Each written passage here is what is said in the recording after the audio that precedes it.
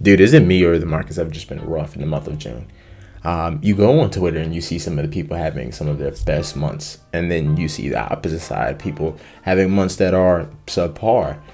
You see the side of people saying price action is the best. You see the other side saying price action has been mediocre. But I mean, that's what trading is, right? It's a zero-sum game. You know, in order for somebody to win, someone else has to lose. So that brings me to the topic of this video. I'm restarting a challenge that I had previously started almost 9 to 10 months ago, stopped, and then just went ghost on. Road to getting our first payout with futures. But it's a little bit more on the stake for me now. It's not just getting a payout. This year, I really want to look to make an income from trading, make it to the point where I actually have to worry about it on my taxes, because for the last year, we could say it's been more of a capital loss sort of situation instead of capital gains. So we got to, try and, make something work a little bit. So the main goal this year is going to be to make an income from it, get a few payouts. Now, this was the goal that I set at the beginning of the year. It is officially Q3, and yeah, we're nowhere close to that. Oh, God damn! So we're gonna have to pick up over time, but let's get into the structure of the videos that I'm gonna be releasing weekly. First things first, the structure is gonna go from weekly recap. We're gonna review some of the trades, P&Ls, stuff like that. Then we're gonna go down to lessons and refinements learned for the week. Mainly lessons learned for the week, and then refinements that I'm going to make into next week. I know as a YouTube consumer, we don't want to spend a long time on the intro, so let's just go ahead and jump into the video. All right, so all right, relax, okay? It's not that bad. Are you sure? All right, so it is Friday, so this isn't going to be including Friday session unless I'm feeling a little peachy. Let's just talk about Monday. So going into Monday, there was one thing that I was kind of worried about. News at 9:45. The reason why I was worried about it was because my stat orb entry is usually around 9:45. I'm looking to position myself for an opening range breakout around that time. And I didn't want to enter when I know news is happening at 9:45 because the books get really, really thin. The orders can go down to 1 or 0 at certain levels, and then price could just easily move 10, 20 points just like that. Easily stop me out, right? I wanted to just kind of watch when the books kind of get some more size back on, so I can kind of take a trade to play my stat or breakout. All right, so let's play back entry to kind of see what we was watching, right? First things first, first thing I want to point out is that recently I've noticed stat orb, right? High, low of the range. We came back, we are closing above. Now, I probably should explain what the stat orbs is. It's just a setup that I had used with compiled confluences around the orb that just have a higher probability of one thing happening over another. It's not profitable. I don't know yet. I don't know if it has a positive EV. That's what I'm doing this testing for. Using really small size to kind of get a testing and see if it does have a positive expected value or not. Here goes that entry. Now, what is going through my head at time of entry? It's very simple. We closed below this high volume node. I'm looking to be out. I was adjusting my take profit to 5 points above the orb high. I've noticed that there's a 92% chance of price running up like 5 points without breaking prior candle low. If we break and close above the orb, or above the orb high in this case. So really, really simple. I'm expecting us to break out within those first 5 minutes, and I'm just having a trailing stop here, just letting it do its thing. And as you can see, got a break above orb with our 5-point extension hit. Now the second trade was a retest. Now this is another play that I've been doing for the last few months now.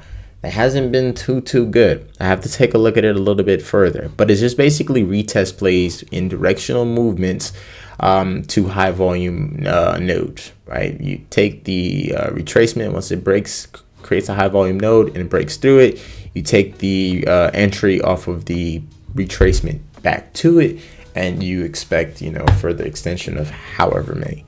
Usually for me, I just go for 20 points. So here I was expecting that we kind of bounce, took an entry right here after I seen time and sales print green a little bit, and then just kind of let the trade played. It was kind of sad though, because we just couldn't run above these highs, right where the take profit was, and we ended up kind of stopping me out in my trailing stop. And that was Monday. Now let's take a look at Tuesday. Now for Tuesday, the game plan was fairly simple. Sit on my hands until 9:42 and then look to play the stat or break. And then after that, see if we could find any high volume node retracements during the current session, and then also observe delta. We're looking for something called delta surges, which I'll talk about that on the lessons learned part of this video. So at 9:45, fairly simple. We're currently about to close above the midpoint, so I'm looking to take a long breakout, position myself higher. We're in the 50th percentile, which is giving us about a 95% chance of breaking out. So entry was very simple. We had a little bit of a miniature high volume node here, also pretty close to point of control, and then also this was prior high. Another thing that I wanted to pay attention to as well, 1, 2, 3 delta surge kind of broke through this key level. So this was pretty interesting for me to kind of see the continuation of it. So we go ahead, we take an entry right here after the time and sales print pretty well. Price moves rather cleanly after bouncing off the level. I thought we was gonna get take profit hit here, but then, well, that happened, right? We started kind of moving away, and at this area I was getting a little nervous, especially I didn't want to be, I guess you could say, greedy, because this was the order break here. But nonetheless, I held true, diamond hands, baby, and it ended up initially hitting our take profit, getting us out for a nice little win on the day. With that being the only trade that we took for today, let's go ahead and get to Wednesday. So Wednesday was a little rough. The game plan was the exact same as yesterday. Sit on your hands until 9:40 and then look to position yourself for an order breakout. And then after the order breakout, sit on your hand for 5 more minutes and then look for retest play. However, so first entry was here, which honestly looking in hindsight, wasn't that bad of an entry. But I could have gotten a much better entry down here. And that's what I opted to do. After getting this entry wasn't the best, I decided to quickly bail out of this entry and get a new entry down here. But folks, pay attention to the time. The time is 9:42. Orb doesn't set in 3 minutes. So this leaves me with a little dilemma. Where do I place my take profit? Because I need my orb levels to kind of finish out in order to know where I should place my 5-point extension. Because if on 50% days we have a 95% chance of breaking out in a certain direction, and if we close above the midpoint, we have a 72% chance of breaking out towards the upside. Well, then I position myself right. I just need to know where the take profit needs to be. Problem is, I positioned myself a little too early. Yeah. So initial take profit was right here, as you can see on this bigger side, at 549, which honestly would have almost got filled right here. So I was like, surely, right? We go up 5 more points. Surely we can get to 551, right? Wrong. Very wrong. These were one of the days where stats just didn't play out in our favor, and that's fine. You're gonna have days like that. It was a pretty small trade. But what killed me on the P&L was the double entries. It was kind of dollar cost averaging, but closing that first position instead of keeping it on. The problem is I just didn't want to be in a position with more risk than I know should be. So after that, price decided to retrace. Hella. And I was seeing this nice little high volume node here and decided, you know what, this would be a really good entry for a sell, right? So I decided to put on the trade right here. And shortly after, I don't need to do no time skips here, we quickly, and I mean quickly, break through this high volume node. So I like to just close right there for a small loss. Now, I'm feeling a little bit aggravated on the day. Why? Well, Orb lost. My first retest play lost. So I'm not in the best moods right now. So I decided to take a break, and I decided honestly I wasn't going to take any more trades until I took another one. So after price was moving in our direction a little bit, it was clear I wanted our stops right above here. This was a clear invalidation zone for me.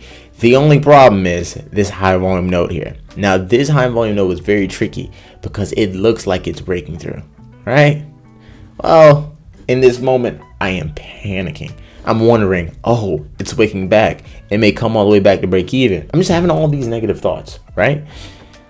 But the one thing that kind of helped me hold this trade out was just kind of looking at Delta. And I started to see a Delta surge starting.